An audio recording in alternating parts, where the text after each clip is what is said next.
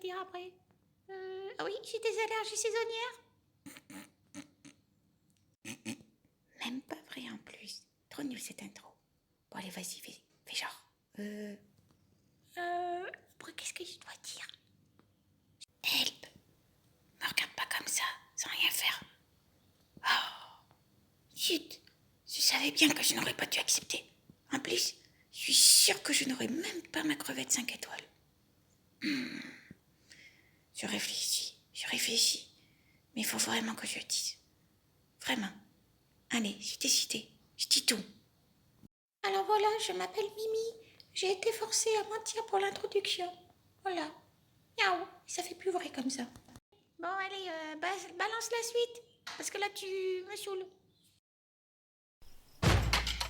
Audio Jungle.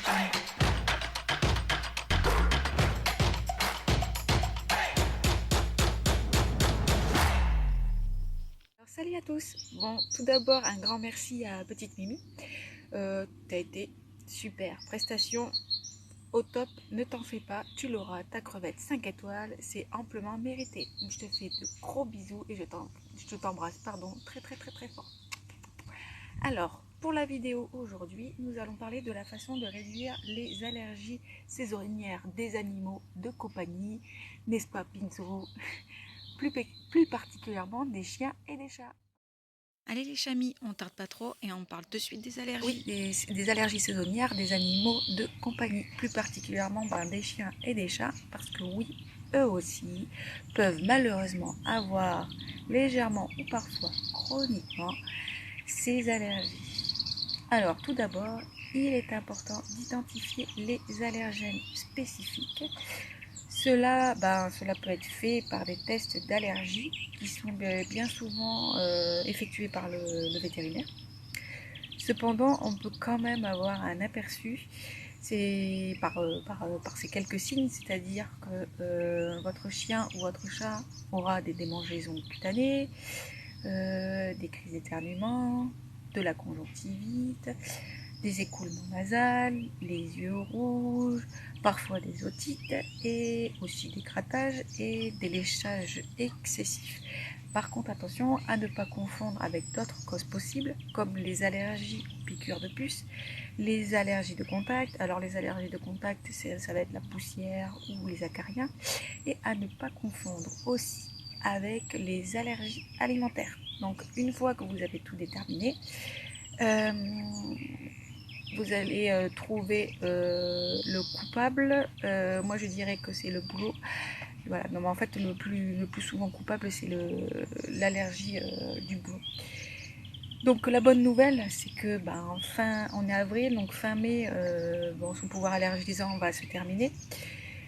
Donc parce que oui c'est du mois de mars au mois de mai, donc voilà, ça c'est la bonne nouvelle. Donc une fois que vous savez ce qui déclenche leur allergie, oui parce que bon après il y a le boulot, mais il peut y avoir autre chose aussi. Donc vous pouvez prendre les mesures nécessaires pour les éviter ou bien les réduire pour leur permettre de les soulager un peu, forcément. Donc premièrement, alors on évite au plus possible et au mieux qu'on peut de les laisser trop longtemps dehors. Je dis au mieux parce que les chats ça va être compliqué. Et certains chiens aussi, mais bon les chats. Donc par exemple si vous êtes si votre chien ou votre chat est allergique à la poussière, le pollen de boulot, il va falloir le faire rentrer à l'intérieur, particulièrement aux saisons, aux périodes critiques. Donc vous pouvez utiliser à l'intérieur de la maison un filtre HEPA, et afin de piéger les allergènes qui pénètrent dans la maison. Voilà. Vous pouvez aussi utiliser de l'huile essentielle d'estragon à diffuser dans une pièce quelques minutes pour assainir la pièce. Cependant, attention parce qu'il ne faut surtout pas d'animaux dans la pièce au moment où vous le faites diffuser.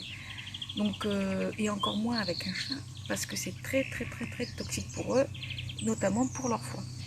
Donc voilà. Donc une fois que vous avez fait diffuser, vous laissez un petit peu, environ 10 à 15 minutes. Et ensuite là vous pouvez laisser entrer votre chien ou votre chat dans cette pièce. Voilà.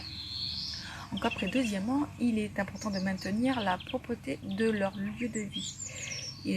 Donc on peut dire que les acariens, les squames d'animaux, les moisissures, tout ça, ça peut être des allergènes, enfin c'est des allergènes intérieurs très courants. Et donc du coup, mais on peut ajouter aussi un nettoyage régulier de toute la maison, en particulier ça peut être de votre literie, de vos tapis et de vos meubles, qui aidera aussi à garder ces allergènes sous contrôle. Voilà. Donc après, troisièmement, il faut pratiquer aussi une bonne hygiène de leur museau et de leurs yeux. Voilà, le pollen est souvent retombé sur le sol et ils ont justement leur nez souvent au sol, donc voilà, pour renifler principalement. Donc la plupart du temps, un nettoyage régulier dans la journée est nécessaire, surtout après les activités extérieures. Voilà, donc vous prenez une pipette de sérum Phi par exemple, ou vous pouvez prendre aussi une compresse légèrement imbibée d'infusion de camomille, ou tout simplement de l'eau déminéralisée. Ça fera très bien l'affaire. Vous pouvez aussi donc les essuyer avec une serviette propre et légèrement humidifiée quand ils rentrent dans la maison, surtout s'ils ils se sont roulés par terre dehors. Voilà.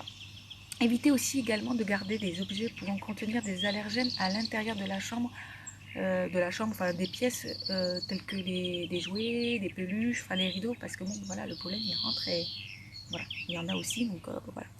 Ou alors les laver principalement. Donc quatrièmement aussi, vous pouvez aussi leur donner l'extrait de pépins de pamplemousse simple en prévention, déjà avant une période critique, avec une goutte par kilo une fois par jour, mais aussi ponctuellement, et dans ce cas-là, ce sera 4 à 5 fois par jour. Oui, voilà, ce sera déjà pas mal. Il y a aussi de l'argent colloïdal en 15 ppm qui peut également aider. Donc là, c'est 1 ou 2 litres par jour pour 10 kg environ. Ça suffira amplement. Alors à intégrer dans leur eau ou dans leur repas. Généralement, ça ne devrait pas poser de soucis de refus pour la prise. Voilà. Enfin, gardez aussi une trousse d'urgence, un peu comme nous, avec vous, quoi, qui comprend aussi des médicaments contre les allergies, et demandez aussi à votre vétérinaire s'il recommande des injections contre les allergies qui peuvent aider à réduire leur réaction aux allergènes. Salut Pinso! Et en mettant en œuvre ces conseils simples, vous pouvez réduire les risques d'allergie de vos animaux de compagnie. Voilà. Donc aussi de leur faire profiter d'une vie plus saine et plus confortable. Voilà, j'espère que ça vous a plu. Merci d'avoir regardé la vidéo d'aujourd'hui. J'espère que vous avez trouvé ces informations utiles. Assurez-vous d'avoir appuyé sur le petit pouce. En fait, c'est pour faire évoluer ma chaîne, et déjà ça me fera plaisir, et en même temps cela me permettra de continuer à vous partager tout plein de nouvelles infos comme ça et des conseils nature. Voilà. Je vous fais d'énormes bisous et puis je vous dis à très bientôt. Allez, gros bisous.